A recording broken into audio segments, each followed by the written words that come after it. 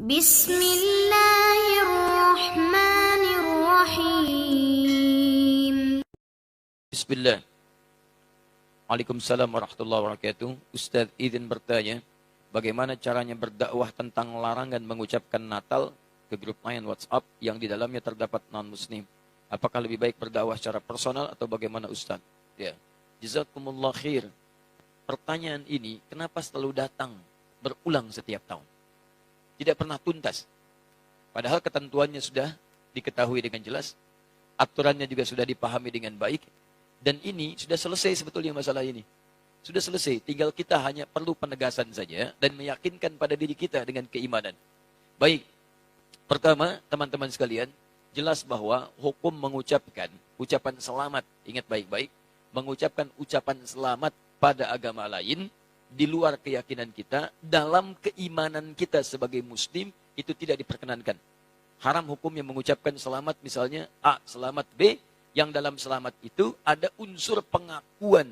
Awas, ada unsur pengakuan, ada din selain Islam, atau agama yang dibenarkan selain Islam. Itu adalah wilayah keyakinan iman kita. Sebetulnya sama aja. Yang bukan Islam pun, non-muslim pun meyakini kepercayaan dia yang benar. Jadi sebetulnya itu keyakinan standar setiap pemeluk agama. Itu indah sekali, ya, indah dalam Islam itu. La ikraha fid din. Baik, tidak ada paksaan dalam agama. Kita nggak boleh paksa orang. Tapi kita pun tidak boleh mengikutkan keyakinan kita pada keyakinan orang lain. Dan itu sebetulnya standar dalam keyakinan beragama. Satu, sebagai seorang muslim, kita meyakini bahwa hanya Islam yang benar. Seperti non-muslim meyakini kepercayaan dia yang paling benar. Itu urusan masing-masing. Tapi kita sebagai muslim meyakini bahwa Islam yang benar. Baik, hati-hati, tidak ada keindahan aturan kecuali dalam Al-Quran. Bagaimana menyikapi yang tidak sekeyakinan dengan kita? Indah, turun ayat. Quran surah kedua Al-Baqarah, ayat 256, paling kiri sebelah bawah. La ikraha fid din. Qad tabayyana ar-rusydu minal ghayy. Hei, kita meyakini, kamu yakin Allah Tuhan yang benar, Islam agama yang benar, tapi Anda tidak boleh paksa orang pada keyakinan Anda. Gak boleh kita paksa. Toleransi yang paling baik, lakum dinukum waliyadin, kita tidak usah saling mengganggu. Jadi zero tolerance. Toleransi terbaik, zero tolerance. Jangan saling ganggu. Saya nggak ikut pada kepercayaan Anda pun nggak usah ikut-ikutan kami. Kita diskusi aja, kalau nggak ketemu, silahkan kerjakan. Kami pun nggak akan ikut ke tempat ibadah Anda. Dan kami tidak harus menggunakan perangkat-perangkat pakaian seperti yang Anda kenakan. Anda pakai punya Anda, kami pakai punya kami. Makanya Syekh Hasyim Asy'ari, dalam kitab yang tadi malam saya bawa, nanti lihat halaman ke-14-nya.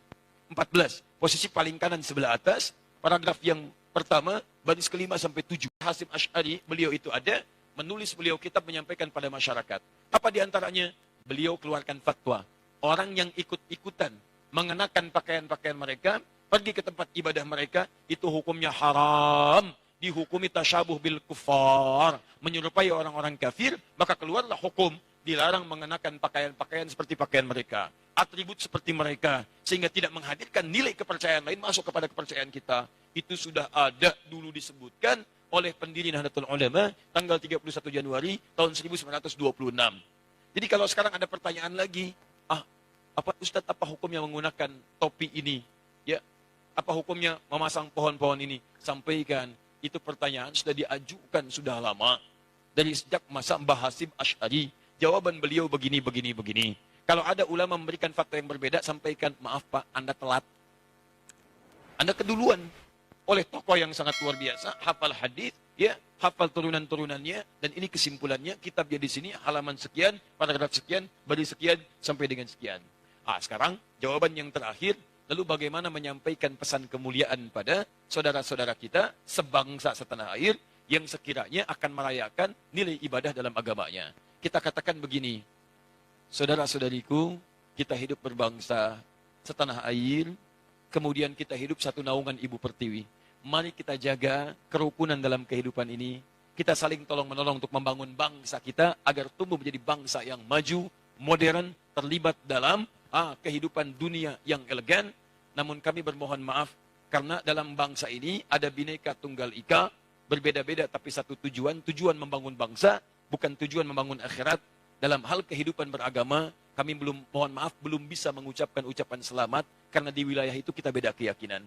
Dan ini dijamin oleh undang-undang, tapi mohon maaf sebesar-besarnya, ketidakmampuan kami mengucapkan selamat bukan berarti hubungan kebangsaan kita pun harus kemudian menjadi, maaf, tumbuh sifat negatif, tumbuh sifat saling membenci. Tidak. Ini bagian ranah keyakinan kita saja, yang dengan itu kita saling menghormati. Jadi Anda yang berkeyakinan, dengan keyakinan Anda, silahkan.